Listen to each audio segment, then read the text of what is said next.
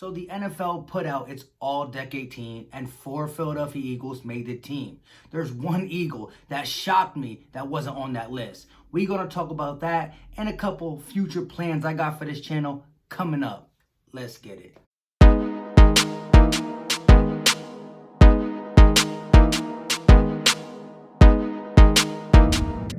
What is going on, everybody? I go by Philly Mike and this is the Philly Talk Podcast. If you are new to the channel and love talking Philly sports every single day, hit that subscribe button. Now, if you heard of the possibility of a virtual draft and are thinking, hey, it might not be that good, but at the end of the day, as long as it's not canceled, I'm down. Smash that like button. And oh, by the way, it helps this content and pushes it out to other Philly fans. With all that being said, let's jump into today's topic. Before we get into the all-decade team, the Eagles that made it and the Eagles that didn't make it, I want to go over a couple of things.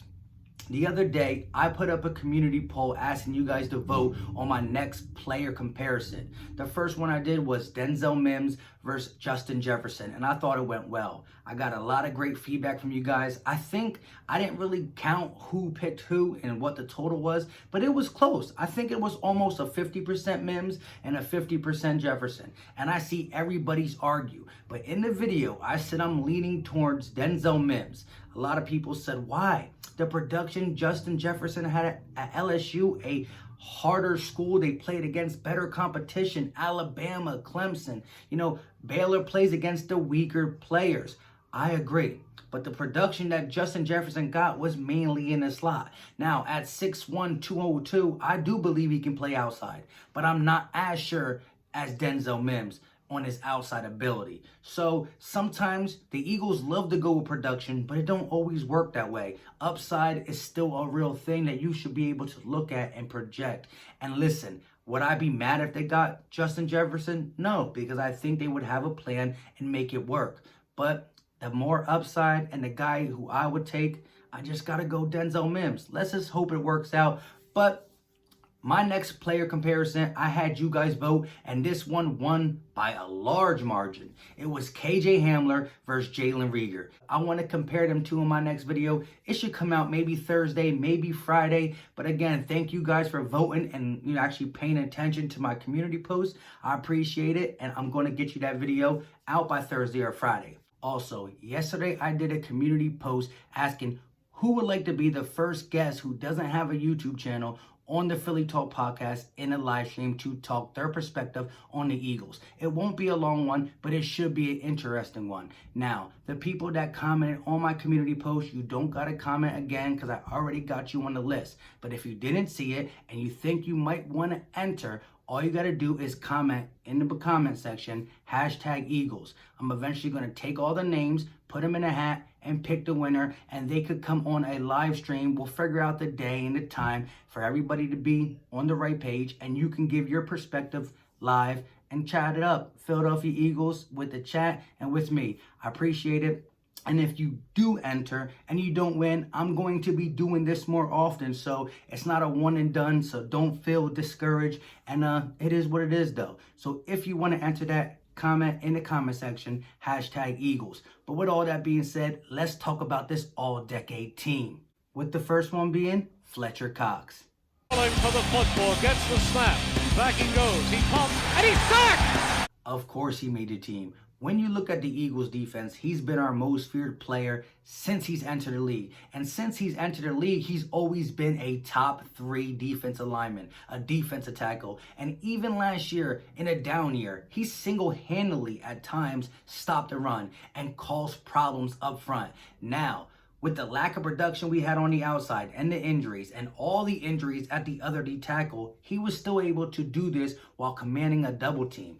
This year, he's going to get a healthier D-line around him, a stud in Javon Hargrave, a guy like Malik Jackson back, and he's going to show you that he's not done yet. Fletcher Cox deservingly made the all-decade team, and he's still a great Eagle and will get things done in 2020.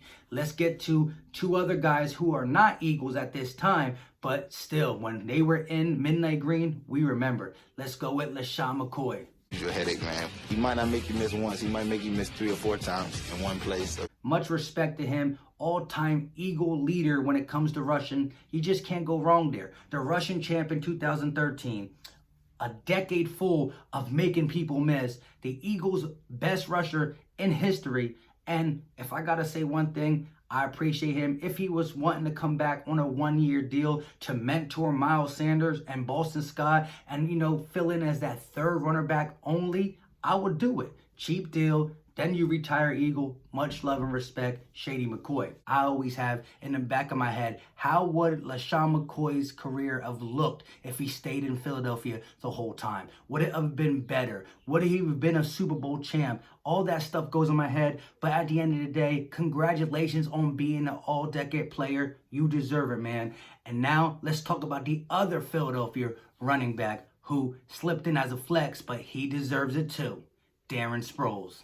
Run it, Sproles bouncing to the outside. Macklin blocks on the edge. Sproles inside the 5. Now, when you look at this guy's career at 5'6", the way he runs, the power he still has behind his strides, the little mini strides that just go all the way for touchdowns, whether it be kick returns, punt returns, catching a swing pass, or running the ball, he is a lethal weapon. Always can take it the distance. Man, the beginning of his career in Philly and even the end of his career in Philly, he left it all on the table, and I appreciate Darren Sproles 100%. You can tell the organization appreciated him because we did keep him a little bit longer than we should have, but at the end of the day, Mighty Mouse 43, much love and respect on making the all-decade team. There's a lot of great memories from kick returns to punt returns to touchdowns, just you putting people on their backside, straight up like that. I appreciate you. You were one of the all-time purpose yards from scrimmage. I mean, you've done a lot, even if you go back to your Chargers and Saints days. I mean, Sean Payton still to today says, us letting him go to Philly was a horrible mistake. This leads me into my next guy. And one of the reasons why LaShawn McCoy and Darren Sproles were so successful was because of him. Now, I'm not trying to take anything away from them because they were special. They just made people miss no matter what. But a guy like Jason Peters paved the way to make it easier. Let's talk about Jason Peters.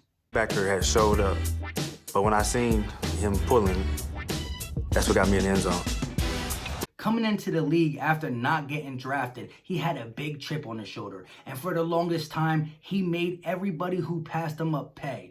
Being one of the best left tackles in the game, showing speed, showing agility, showing athleticism, and also showing brute strength. He was one of the left tackles that could do it all. If you had a guy who bull rushed you, he'll stop it. If you had a guy who was fast, he would move his feet. If you needed to get him on the outside running with a running back, he could do it. Now, this offseason, we just let him go. And I know it hurt a lot of people. A lot of people knew it had to be done, and a lot of people were hurt. But at the end of the day, we still love you, and we know you have a Hall of Fame career, Jason Peters. Wish you were able to play more in that Super Bowl run, but you still got a ring. Your name is engraved on that ring. Appreciate it. And now you will have, with all your All-Pros, your Super Bowl ring, you have the All-Decade team member. So enjoy that. And again, I wish you nothing but love in your next journey, if you play again or not. Much love, Jason Peters.